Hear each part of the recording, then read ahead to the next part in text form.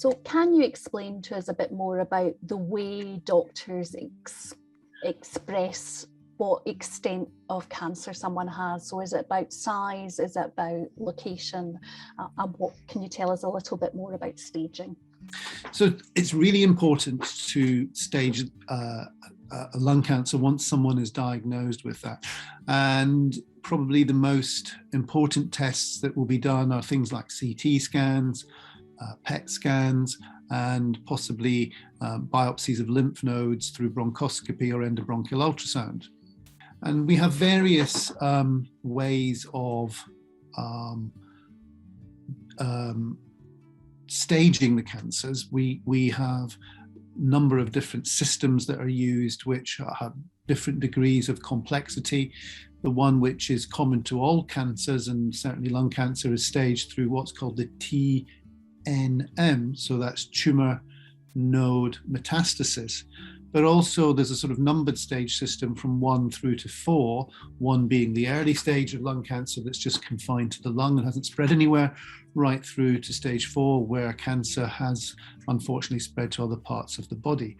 And when we find out someone's stage of lung cancer, we can talk to them about what the treatment might be, what the consequences of treatment might be, and very importantly, what the prognosis can be.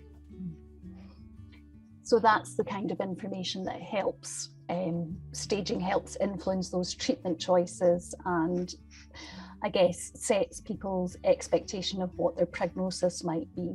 Once we've staged a cancer and got its type, we can discuss with the person who's been diagnosed, and indeed their family and others, what the best treatment is. It may be that there are a choice of treatments which are available for a particular stage of lung cancer, and it's important to have a full discussion with the lung cancer team, the various members of the lung cancer team, to go through what the treatment options might be for a particular person. And that will also depend a little bit on not just the stage and type of lung cancer, but whether they've got any other significant health problems that might be a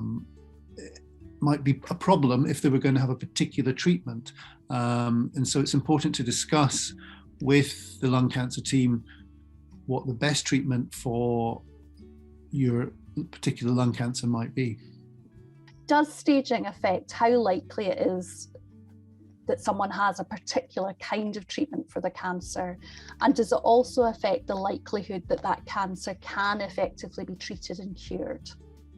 Yes, so in general speaking, when we know what the stage of lung cancer is, we can select the correct treatment. And so for the early stages of lung cancer, treatment is usually, but not always, surgical. So an operation to remove the tumor, particularly if it's at an early stage, such as stage 1 or stage 2, or even sometimes stage 3, where it hasn't spread.